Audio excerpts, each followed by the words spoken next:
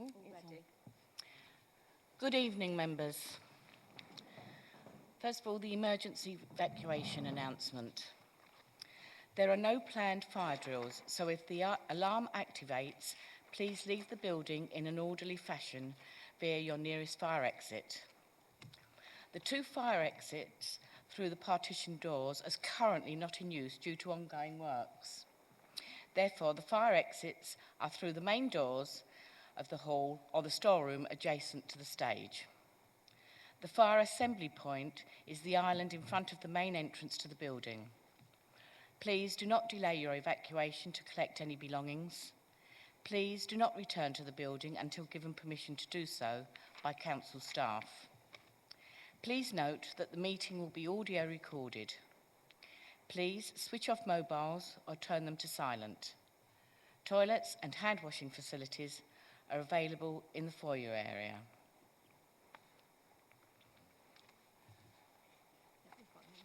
No members of the public.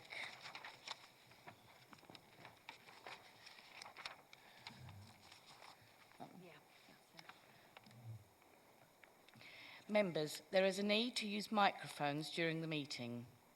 When I invite you to speak, please wait until there is a microphone in front of you before speaking, as microphones are needed for the hearing loop and for the audio recording. These are all switched on and ready for you to speak and will be unmuted by officers, so you do not need to adjust them. Please make sure that the microphone is close to your mouth before speaking, and please speak clearly. Members, voting will be done on a show of hands in line with the Constitution. I will ask for a show of hands for and then against, and will also ask for a show of hands for those wishing to abstain from voting. Is that understood, members? Agenda item 1, apologies for absence. Apologies have been received from Councillor Mrs. Laureen Shaw, Councillor Hoy, Councillor Mrs. Mason and Councillor Cross. Agenda item 2, substitute members. Councillor Mrs. Tony Carter will be substituting for Councillor Laureen Shaw, and Councillor Sharp will be substituting for Councillor Cross. Agenda item 3, non-members attending. There are none. Agenda item 4, minutes of the meeting held on the 16th of November 2022. Members, are the minutes agreed?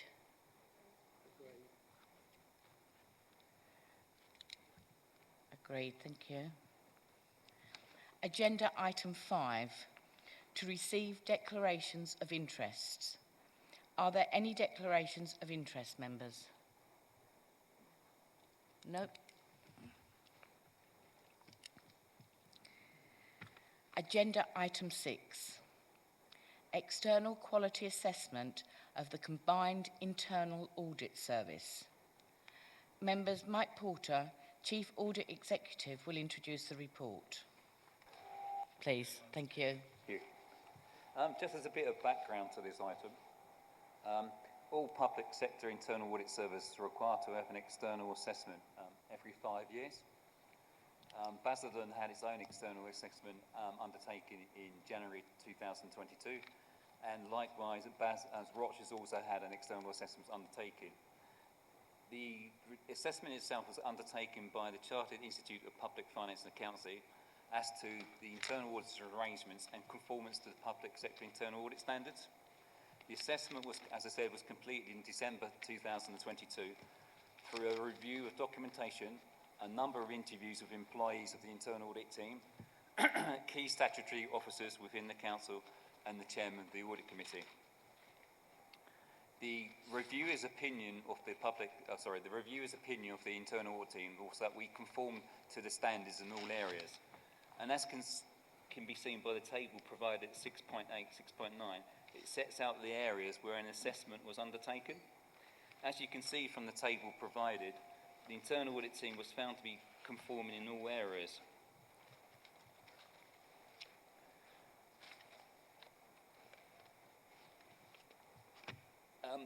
So the opinion was that we conformed in all areas and met the public sector internal audit standards. So there's not much more to be said in terms of the work of the team is fit for purpose and conducted in a proper manner in accordance with the standards. So we meet the standards and we fully conform in all areas. I'm quite happy to take any questions around the assessment. Members, do you have any questions? Councillor Gadsden. I don't actually have a question. I'd just like to congratulate the team on all areas. Thank you. Thank you. Thank you. Councillor Sharp. Yes, thank you, Madam Chairman. Under item 5.6 on page 611, there were two recommendations, one of which was fully implemented, whilst the other relating to the use of specialised data analytics software was considered but deemed not appropriate for the service. Could you actually enlarge on why? Yeah.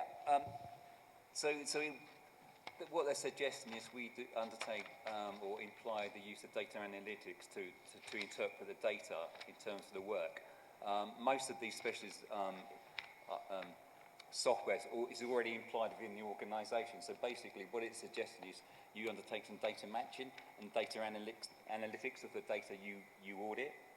Much of those controls are already in place. So if we look at, say, creditor payments, for example, when we pay something, the inbuilt system already checked whether that's a duplicate invoice or we're paying the same amount again.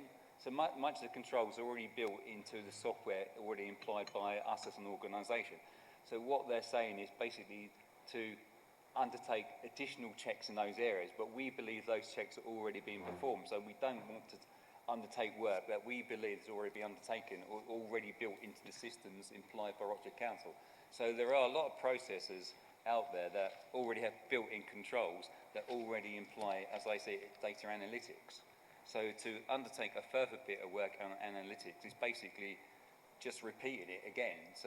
And we also participate in the national fraud exercise.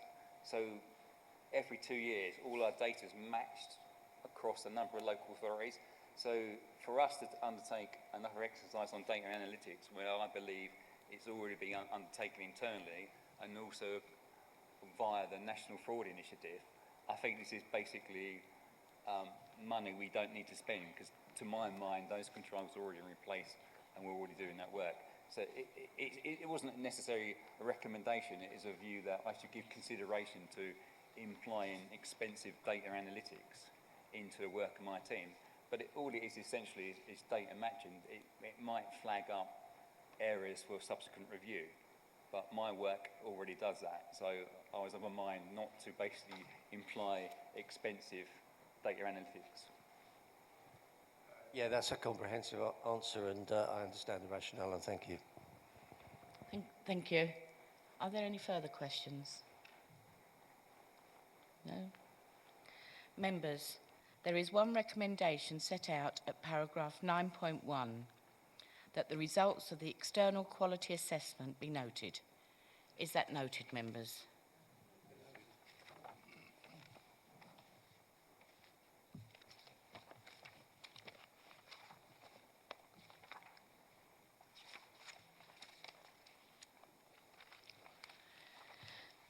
Members, agenda item 7, Internal Audit Plan and Charter 2023 to 24.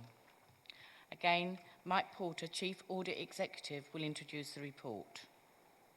Thank you, Chair. Thank you again.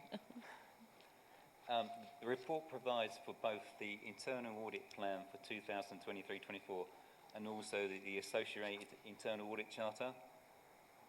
The role of internal audit is to provide assurance to both members and officers as to the Council's arrangements for risk management, governance and internal control. So at the end of the year, I'm required to provide an opinion on the Council's arrangements for those areas. So the audit plan is itself essentially a work programme identifying all the work that my team is going to carry out in 23-24 to arrive at that audit opinion. So we undertake a number of audits during the course of the year So I'm able to provide an opinion at year end on the council's arrangements, as I said, for risk management, governance and internal control. In producing the audit plan itself, I consult with officers of the council, senior management team, in terms of the areas they feel that we should be looking at in 23-24. I also look at the council's risk registers, both the corporate risks and the service risks, in terms of the areas that I think are at risk and therefore the areas I should look at. In addition to that, I consult with my peers, so I speak to other heads of audit from other local authorities in terms of what items are featuring in their audit plans. I also attend seminars with SITFA. I also undertake a number of horizon scanning in terms of what should internal audit should be looking at, what is hot for internal audit. So at the moment, the areas that all internal audit teams are looking at is cyber security. That's high on people's agenda at the moment. So authorities are at risk to phishing expeditions and malware and things like that. So cyber security is something that is high up on the list of audits to be undertaken by internal audit. For Rochester, we've actually had a cyber security review undertaken this year. And as part of my annual report, I will be reporting on the results of that cyber security review. So as I said, the audit plan itself sets out all the work I'm going to undertake for Rochester Council in 23-24 to arrive at opinion on the council's arrangements, good, bad or indifferent. So that's the plan, and as I said, I consulted with a number of different parties in putting that plan together. So it's not just my interpretation of what I should be looking at, I consult widely on it. In terms of the charter itself, the charter is essentially the terms of reference. All it does is to set out actually how I'm going to undertake my work. So essentially it defines internal audit's purpose, authority and responsibility and position within the organisation. The charter itself sets out the nature of the work I'm going to undertake and how internal audit will help the organisation achieve its objectives. I'm quite happy to take any questions on both items. Members, yes, Councillor Gadson. I'm not sure if this is pertinent, but when you do a risk register, at the moment, our investments, what I'm concerned about is there seems to be a run on certain banks and the financial picture at banking is a little bit unstable. Is that something you monitor under the risk? There would be a risk of regards to basically financial risk within the risk register. It would probably be a risk more wider on financial resilience in terms of actually how the council operates. And as I believe, Rochester Council doesn't actually invest. It doesn't have any debt or basically invest in any. I mean, Tim might want to add something to this. Yes, please, Tim. Thank you, Chair, and thanks, Mike. Yes, I guess this would be spotted in the context of the item on the agenda here. If there was an audit of our treasury management function, because under treasury management, we look at our investments and what we invest in and what we don't invest in.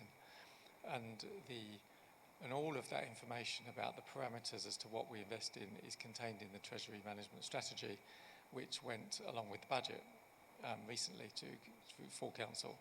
And we do a mid-year review and then we do a retrospective on that as well.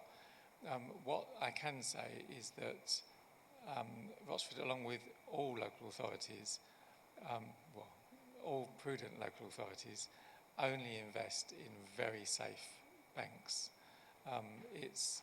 I think still everyone remembers the Icelandic bank times, and that has influenced people's decisions. But in any case, the number one priority for investments for Rochford and for local authorities generally is security.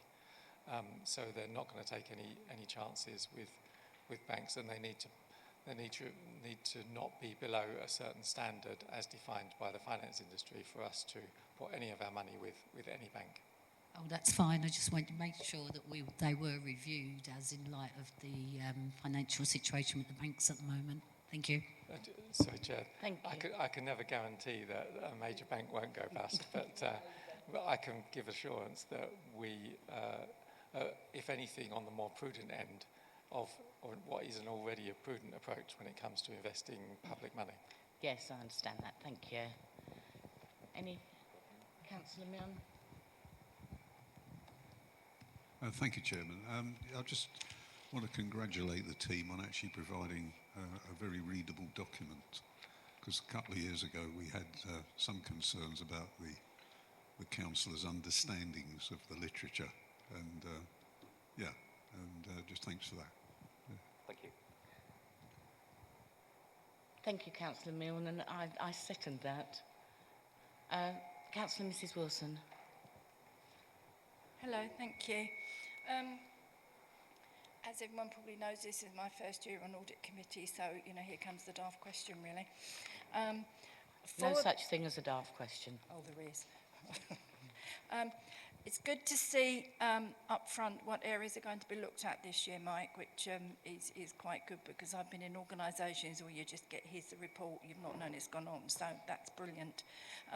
Can I just ask, when each of these risks are looked at, audited, can we have, or is it usual to have the full report, not just the high-level report at committee, and to have this beforehand so we can delve a bit deeper than just the high-level findings that we've, or that I've seen so far this year? Is that possible to do that? In terms of what goes to committee, you get essentially the full findings from that individual audit. And also on the distribution list for audits, it will go to the relevant portfolio holder, but essentially what you see is the true findings from each audit, and as part of the quarterly progress report, you get the full extract from the report as presented. So you are getting the full findings from those audits in the quarterly assurance report. So we present each audit within that quarterly assurance report, and you will see the results. Okay, thank you. I've just not seen as much detail as I was expecting, so that's just me. Thank you. Okay, thank you. Councillor Sharp. Yes, thank you.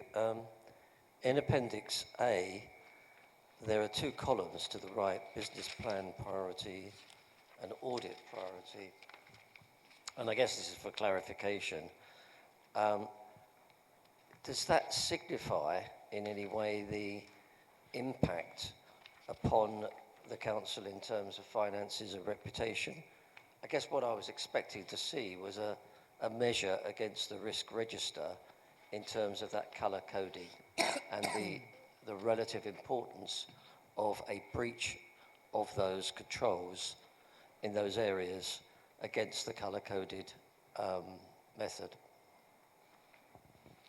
So, in terms of the plan itself, the audit priority is basically my assessment of the work I need to undertake. So all those ones highlighted as audit priority 1 are basically audits I need to undertake to provide that annual opinion at year end. So with priority 2, there are areas that we need to look at, but they're not so important to that overall opinion provided at year end.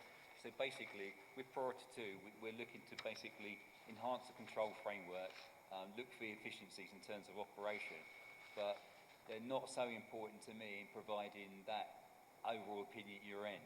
So for me, I prioritise between 1 and 2.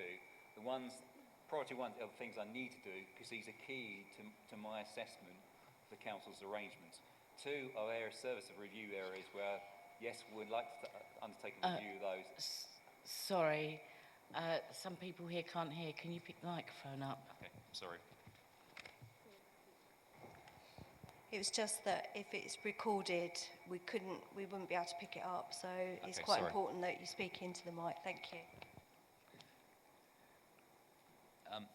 So come back to what I was saying. The priority 1s are things I need to undertake to provide that annual opinion. Priority 2 are those service areas where I'll be looking for control weaknesses, ways to improve the service in terms of efficiency, identifying redundant controls, but they're not key for my overall opinion at year end. Okay, thank you for that. I mean, would it be a suggestion where you've got the blue headings to actually colour code those so that we know the most important ones in terms of the impact on the council? It's something I can look at in terms of presentation, yes. I can thank do you. That, yes. Mr Willis. Thank you, Chair. It's an interesting point that Councillor Sharp raises, because there are ways. It's already true that the council's approach to risk management and mitigating risks is woven into the audit plan as well, and it's very transparent here because there are specific corporate risks listed and how each audit relates to those. What some probably larger councils go as far as is to compile a risk register, and then that directly influences what audit resources go where. So as risks rise, then that becomes the next audit plan. That's easier to do if you have a larger audit team and you're a much bigger local authority. But there is, I think, scope for showing more transparently the links that are there, but just below the surface, between risk management and audits and the audit plan. And I think that can become apparent as well if once these audits start being completed and reported back on, if there's an audit in an area that is a very high corporate risk and the audit is coming back as not great assurance, then that would be the sort of thing that this committee might want to devote more energy to. They might even want to invite the relevant director along to a meeting to ask about. So there are ways in which this committee, along with the council more broadly, with all of its internal controls, can ensure that those areas of highest risk, whether that be impact or likelihood, are the ones that receive the most focus when it comes to internal controls, and internal audit is an important internal control. Yes, I know in the past, when we start getting the results of some of these audits, we do have, how good it's doing, so it gets graded, so we see it much more clearly when the results start coming in. So I'm assuming that's going to be done again this year. What I would add is the plan is flexible. So these are sort of the audits at the start of the year, and the plan is subject to change. So sort of mid-year September, we take a fresh look at the plan and look at the audits for the remainder of the year to see whether they're still valid or whether there's new and emerging risks we need to take account of. So the plan, although it's set out for the 12-month period, it's often subject to change, and any change to the plan is brought to this committee in terms of changes to the plan. So it's a flexible plan. I like to have a view of what I'm going to do for the year, because the service departments are saying to me, what audits are you going to do, what audits are you going to undertake, and when you're going to undertake them. There are authorities that have a sort of only publish a plan for the first quarter. They don't publish what they're going to do for the whole year. They just set out what they're going to do the first quarter. So they have a rolling list of audits they might undertake. There's several ways to presenting it. I can present a plan in terms of the audits I think I should do for the whole of the year, highlighting it will be subject to change or may be subject to change, or I can present an audit plan that only gives you audits for the first quarter. But I like to give a wider understanding of the audits I'm likely to undertake for the whole year, how I'm going to get my opinion for the whole year, but also saying to you the plan is subject to change, and if higher risk areas come along, as Tim highlighted, that we will undertake those audit reviews. So it's a flexible plan depending on the risk areas. Yeah, I think it always has been, because we will get the results of, if something has been completed or partially completed, and as we go through the year, we get the information on that, and if something has taken priority over something else before, then we're informed of that, aren't we? Yeah, as part of the quarterly update progress reports that I provide, you are informed in terms of actually changes to the plan. That will identify what audits we're going to take out or what new audits we're going to put in because of new emerging risk, and these are now higher priority than the audits already in the plan. So the plan does change, yeah. Yeah, thank you. Any further questions? Oh. One supplementary one, thank you. And it's to Mike. May I ask how frequently you do an audit of the controls on the purchase of the insurances for the council? In looking at insurance arrangements, that would depend on essentially whether there have been any changes to the process over the last few years, whether we consider that to be a high risk area. We've not reviewed that area for a number of years because we don't deem it to be a high risk. But that's not to say if members feel that's an area we should look at, we could give due consideration to it. We tend to look at things when we're made aware of changes to the process or there's concerns around that. So it's not like a rolling cycle or rolling program. Our audits are risk-based, so if we understand there's a risk or some new process has changed, we would look at it. So because it's risk-based, it's not like a cyclical type approach to audits anymore. Is it a risk? Has someone identified a concern with the process? So if we're made aware from service department, there's a risk for the process, or there's a change of operation or a change in control, it would be something we look at. So it's not something we look at on a continuing basis. Thank you for that. I mean, just by way of example, I mean, if a Norse contractor runs over somebody and tragically kills them, that's a big liability against an entity. Now, presumably that will be against Norse in the first instance, but presumably RDC would have a contingent liability. Could be a large sum of money. Yeah, I mean, the contract, that would be clauses within the contract in terms of liability. I mean, it's not like we need to undertake an audit of that area. It's how the contract is set up in the first place in terms of public liability and things like that. So that's when the contract's let. You make those arrangements or have those liabilities defined in the contract. So what you're saying is that they don't change that frequently. They're fairly standard and roll over from year to year? What I'm saying is basically in terms of insurance policies and things like that, the contract's let with Norse and the contract will be within those terms and conditions of the contract that are let.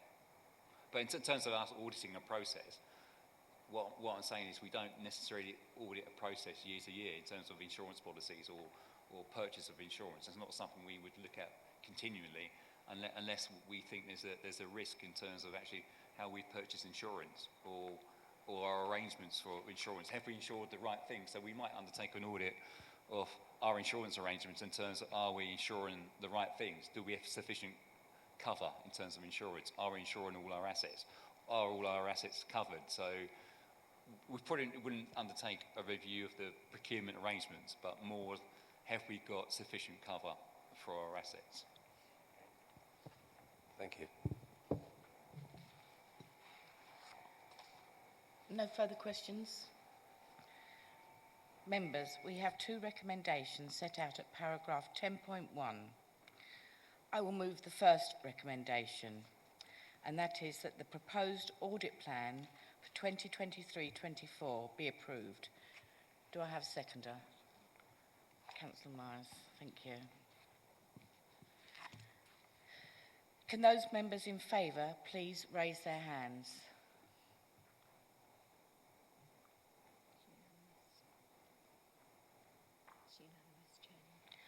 That is unanimous, thank you.